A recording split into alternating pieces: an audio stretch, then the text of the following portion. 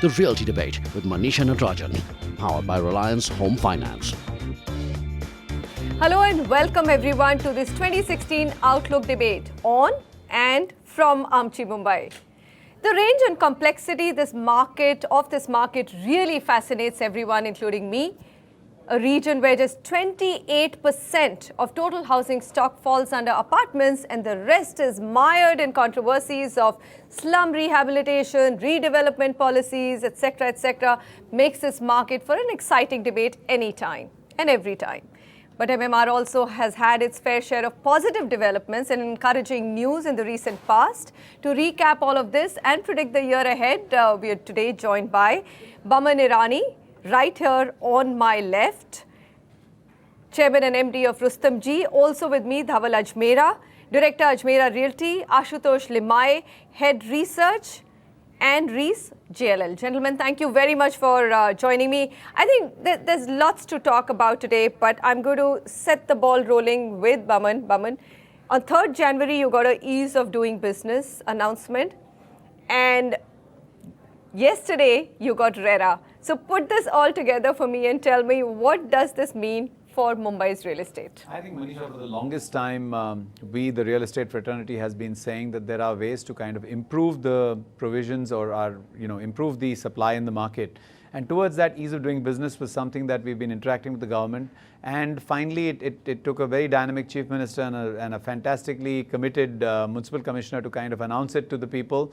And in his speech to the developers, the municipal commissioner even mentioned that about 5,000 crores of his 36,000 crore budget revenue comes directly from the real estate developers, and we are the ones that invest close to around 50 to 55,000 crores every year in the city of Mumbai. So this is a make in India, for India, and in Mumbai. And yesterday, when the RERA got announced, there was still a lot of positivity in terms of the larger group of developers who affiliated to CREDAI and MCHI CREDAI in the MMR region, wherein we believe that this is a good long-term initiative with the right mindset brought in by the government.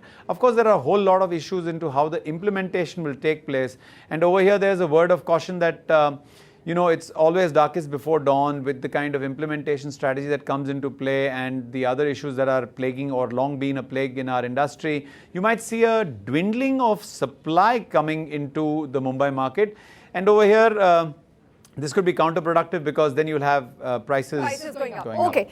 We are also joined by Sameer Jasuja, Prop Equity CEO and founder. Sameer, thanks very much for joining me. Let me read out some of the data that has come from you. Now, you said darkest before dawn. You spoke about, maybe new projects going down, but let's see how prices have been. Prop Equity data says that prices have stagnated across MMR for 2013 to 2015. Now let's look at the annual price appreciation for Mumbai has been less than 1%, 4% for Navi Mumbai, and 2.8% for Thane region. Now new launches have already taken a hit. Look at the data. Last 2 years shows a downward trajectory. Mumbai actually, new launches have come down by 17.5%, Navi Mumbai by 40%, and Thane by 33%. So it's obvious that unsold stock, or we can say the silver lining in all of this is that the unsold stock has come down in Navi Mumbai and Thane by almost 10%. But there's something very peculiar that Knight Frank data points towards, and I would get my panelists to also respond on that. Budget housing segment, 30 to 60 lakhs seems to be in distress, and that's surprising considering we're saying that, hey, everyone needs a budget home. Now, Navi Mumbai, peripheral, central and western suburbs see a drop in demand as well as supply in this particular budget segment. So what happens to housing for all, affordable housing, that big dream of the government? And of course, everyone needs to meet that goal. I will go to Sameer because he knows his data inside out. But Dhaval, is this data believable? From a developer perspective, is this broadly capturing the trend of the Mumbai market?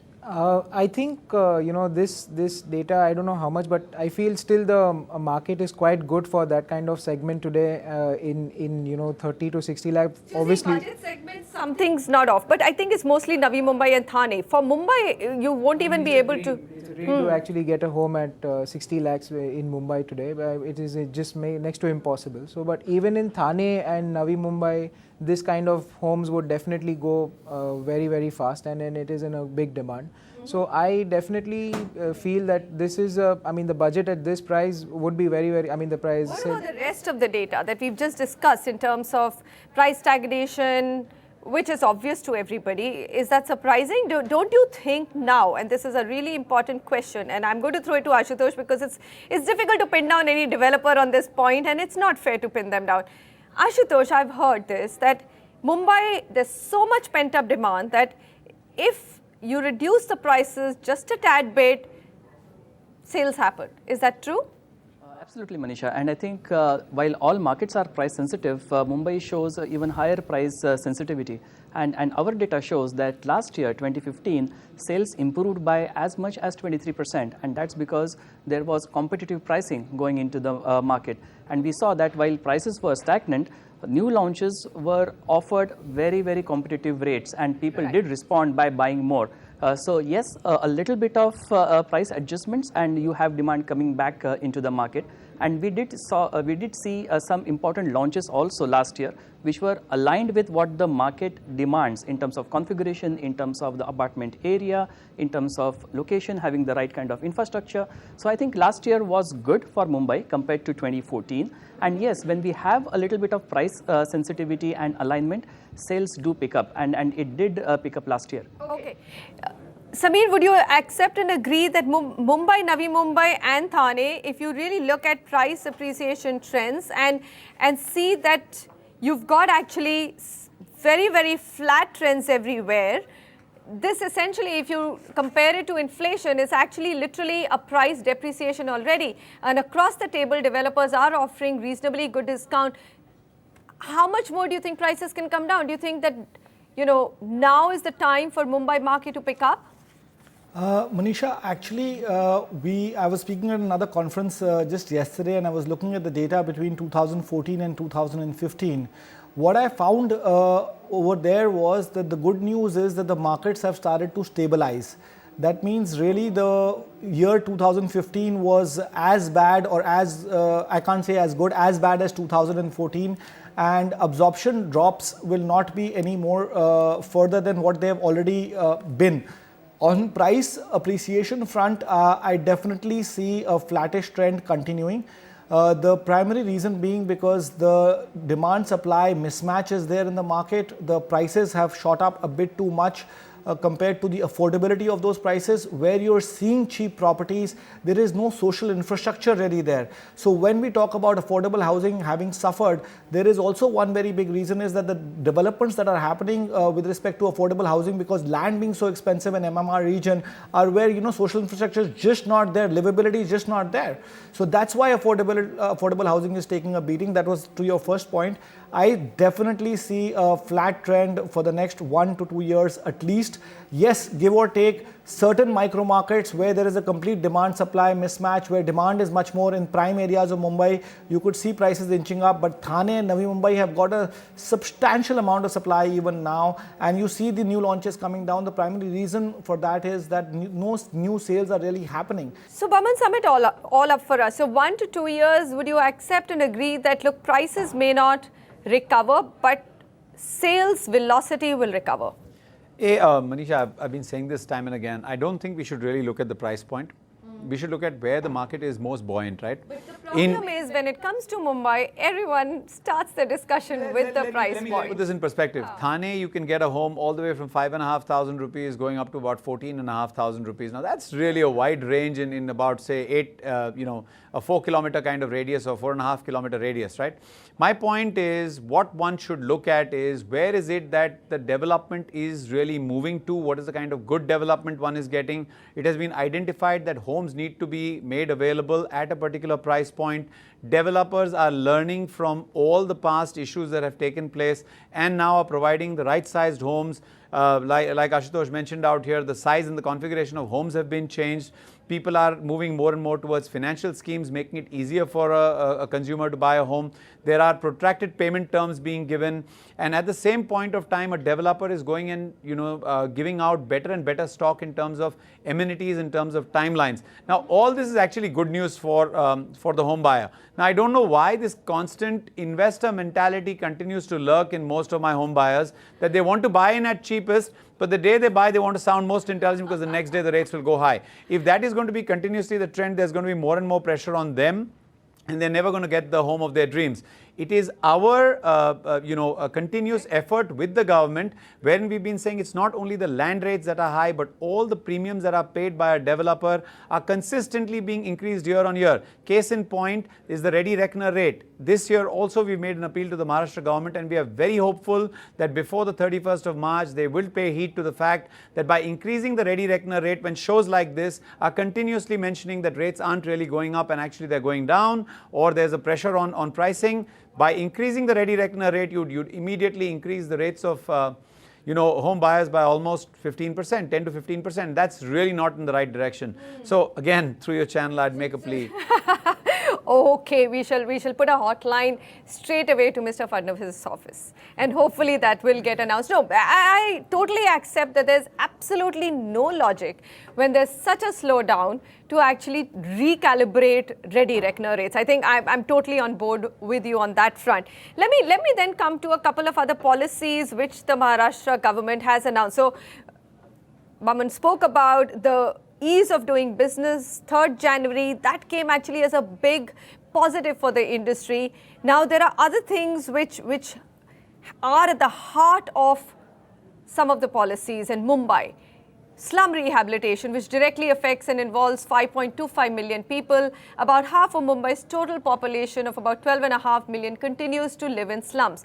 Now, completion of 2015, remember last year, marked 20 years of the city's slum redevelopment program that was supposed to make Mumbai slum-free. But we know that this has just been work in progress and continues to be work in progress. Take a look at something else which has happened. Regularizing of illegal structures. These are structures squatted by slum developers or slum dwellers. The Maharashtra government has decided to regularize these. Good, bad or ugly? We'll just find out from our panel. And finally, infrastructure. There have been some big moves on the infrastructure front, and I think those have to be applauded. The state government is believed to have received almost all the clearances for its 4 major infra projects in the region, which include Mumbai Trans-Harbour Link, a 22-kilometer road link meant to ease congestion and reduce pollution in the city, Coastal Road, a 34-kilometer link providing direct connectivity between Nariman Point and Kandivali, Navi Mumbai International Airport, and cluster redevelopment of Bindi Bazaar.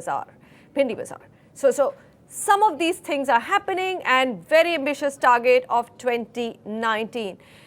Dhaval, my question to you is, look at Mumbai now. Let's go beyond the prices point. I mean, no one has a crystal ball. Till you have an oversupply situation, prices will not go up. Buyer confidence has to return, and economy has to pick up steam, and slowly and steadily prices will start going up.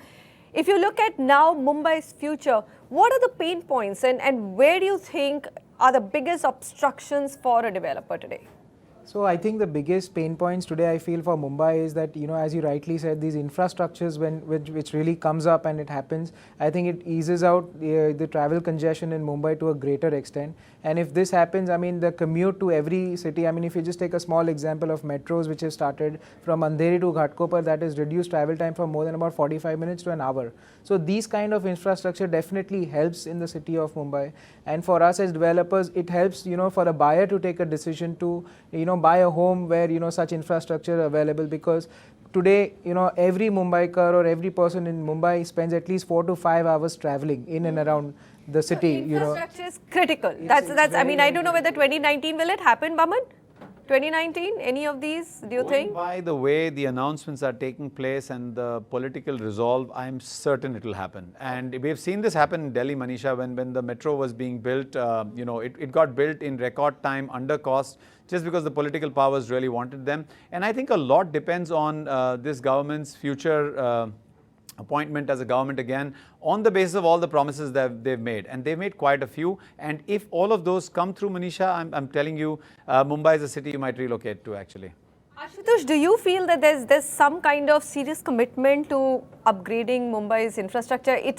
People had last year had started talking about it as a dying city. So clearly the government has woken up. And I do see this government a lot more engaging with the industry. As property consultants, we have been playing active role, and so are other stakeholders. And I think they intend to really walk the talk. I think we have seen that they act on the suggestions, they try to resolve the issues. Most importantly, they are willing to understand and accept that there are issues, and they need to act on them. So I do see a big change in the approach of this government versus the previous governments. And I think they do have support from the center, as well as they want to develop their own resources smartly to make funds available for the infrastructure that they want to implement. So I do see that they mean business. They mean that they want the city to remain competitive, and I think they are doing a good job. Okay. Manisha, I just want to add out here. that basically this government has actually gone ahead and decentralized itself. So they've gone ahead and passed powers on to the municipal corporations to do a lot more. I'm really looking forward to the same thing happening with the central government also, where, you know, the Environment Act, which is for a very long time we've been appealing. We've come to the most painful point of the discussion. No, it's not. It's actually... It is. I mean, and this is something... especially where the municipal corporations are concerned, I must bring to everybody's attention that all the clauses that we follow in the Environment Act are already included in the DC rules, and just by allowing the governance of this to take place at the local ULB level, you will have eased out another major time consuming, which means actually related to money, issue for my consumer. And again, over here, I'm not speaking for the developers, where we are continuously engaged with the government for these purposes, for the benefit of my buyer, because it is the buyer who finally has to, you know, pay the price for all the delays that take place. We are just people who kind of put together the entire home, and finally, you know, we work on almost a cost plus basis. And if the consumer can benefit by easing out the route, or by, you know, increasing or smoothing out the channel, I think every effort should be made in that direction, Manisha. What about the construction ban? Now, this is again a huge pain point, isn't it, Dhaval? I mean, we're talking here about a prices stabilizing, and then you're also actually making it impossible for new supply to come in. So that's not good for the industry at all here in Mumbai. I mean, yeah, definitely this is really not, encouraging for, when we, at one point in time, we get this ease of doing business to, ensure that processes are smoothened up and approvals are very quick. And then you have suddenly this construction ban coming up. How do you juxtapose these two? I mean, is it one ULB not talking to the other ULB? What's going on? I mean, ease of doing business, and then you have Bombay High Court has banned all new construction beginning. I get it. I mean, it's court versus... So now how do you think this is likely to get resolved? Ashutosh, any resolution here? I think that's sad actually, that the court had to intervene and take such a drastic step. But I think the problem was the local urban bodies often don't plan ahead, and they are not nimble-footed. They are not responsive enough to tackle the issues like solid waste management. And then you have to take a certain drastic step, which may not be fair to some other stakeholders, but that actually puts pressure on the ULB to get its act right. So I just hope that the ULBs, in collaboration with the state agencies, will find a solution quickly to this urban waste management issue in time, so that the ban could be lifted and we start constructing houses once again. You do realize how tricky this real estate business is, and how many, obstacles and hurdles you need to go through. All right, we've looked at all the developer pain points and some amount of excitement with the government's new policies, especially on the infrastructure side and ease of doing business. Let's also go through the consumer pain points, because we do get lots and lots of emails every week. Now, home buyers in MMR have to pay through their nose to afford a house. Now, that's really not the developers doing. Land itself is very expensive in the city. But look at some of the other things which are actually adding up. Transfer charges. Homeowners have to deal with the menace of transfer charges, which are often demanded by builders at the time of selling their home. Now, it could be before OCs come or even after OCs come. What is surprising is that they say that it's for all the work that they have to do, but there are no fixed amounts or fixed charges. They could range anywhere between 100 rupees per square foot to 1,000 rupees per square foot and higher. So what happens? I mean, developers who don't want you to actually transfer your property will charge you very, very high charges. The other thing which is happening is that DCR rules changes which happened in 2012 are now coming back to haunt home buyers. And this, how is it happening? Through the fungible FSI route, components like flower beds, balconies under the regular FSI component are now beginning to get charged to the buyer, saying that this is the additional FSI that has been given to you. I'm going to go to Sameer because, you know, Sameer, look at both these things and tell me on these issues, is the buyer right in feeling extra pain of this market and in this market? Well, Manisha, you know, this fungible FSI and all the other good things that were done by the government to ensure that the consumer really gets complete transparency probably did partially happen, but the developer was very clear that he is going to extract his monies by just officially announcing that the super to carpet area ratio is going to be 60 to 40. Take it or leave it, literally. So that really meant, if you look at anywhere across India, the super to carpet ratio does not increase, is not more than 30% max to max. So this fungible FSI and all that stuff really did not help. I'm talking about the flower bed and all that, those kind of policies that came around. With respect to fungible FSI, that's a very, very good move because really speaking, that adds more area for development and brings the price down, because where supply is really needed, that supply can be used through this fungible FSI. Okay. So this is what I'm not able to understand, Baman. If it's a good move, then why are the buyers ending up paying for balconies, which have now got included as within their flats, and flower beds? How valid is this? They are two different issues altogether. Fungible FSI is totally different, and the flower beds and the balconies is a totally different issue altogether. No, Sameer. I think, let me just add over here as a Mumbai developer. This is a very touchy issue on both counts, extremely touchy, and you'll have to give me a little more than a minute to clarify. One is, why does anyone not speak about, payment of registration or stamp duty every single time a flat sells, right? They say the government has to do the paperwork, government has to keep it, and that is why it is a rule that everyone has to continuously pay stamp duty every time a transfer takes place. One. Please let me finish. We understand paperwork has to be done, and my worry is that the charges become too high, and Did I say across the board what is being done is okay? No, right? Now what I want to say is that yes, it is acceptable for a certain amount of a charge to be charged, and this should be specified at the time of the booking.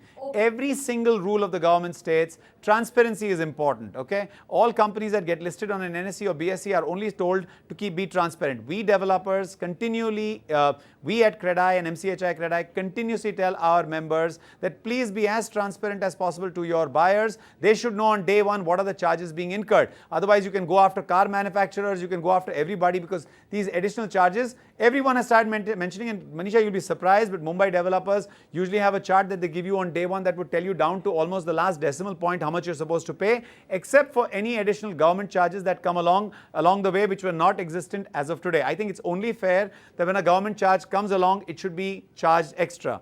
That is point number one. I think if this is maintained, if the developer continuously is transparent with his home buyer, he should be allowed to charge a reasonable amount, whatever it is, whether it's 100 rupees, whether it's 50 rupees, I'm not sure what various developers are charging. Two, with regards to this fungible FSI, I want to state on record that in 2012, when fungible FSI was brought in, the government was curing for a lot of other ills that the industry was supposed to have been doing. Now, over here, again, a small portion of the industry or people from the industry had taken some great, leverage of certain rules that were there and done whatever they did, and all of us got clamped down with it. So be it. We are okay with it. The point was that the same consumer who knew for a fact that there was a certain kind of area which he couldn't use till yesterday has been given that area to use today by an act of government. Where is the harm in paying for it? Okay, it's like a building which was half-pay built. We were told half-pay built, the rest of the building, if you build it in the same fashion, you'll wind up paying so many hundreds of crores extra, because now the fungible FSI concept comes in. Please tell me who is supposed to pay for an area which finally is to the benefit of the consumer. Were those balconies and flower beds not going to be made earlier? They were used, okay, very good question, Manisha. They were all going to be... We're going to be making them. Let me help you. So they were all going to be used as flower beds earlier, and I speak for the larger part of this industry. They were all going to be used as flower beds earlier, which were then over a period of time getting misused by the consumer to become balconies, etc. Now, here was on day one, you could use those areas as your balconies. You could actually sit down and never make a flower bed. My question to you is that there could be, it's a glass half full or half empty, maybe. My thing is that you were anyway going to make those flower beds, right? And you were anyway going to make... But I wound up paying for them. As a developer, earlier what I was building and only incurring a construction cost on, today I incurred a BMC premium on. I wound up paying 60% of my ready reckoner rate in that area, and I had to pay for that area, please. And one more thing, Samir, just for your information, Mumbai charges you 1.6 or 1.65 because that is the carpet to super built up area that is there. And I'll just specify for everybody's knowledge. Almost 12 to 15% goes in only the wall thickness. The Mumbai developer pays for every square inch of that area which goes under the walls. The Mumbai developer pays for his staircases. When I take Mumbai developers, even Thane and Navi Mumbai pay for their staircases. We pay for all our open spaces that we kind of build on.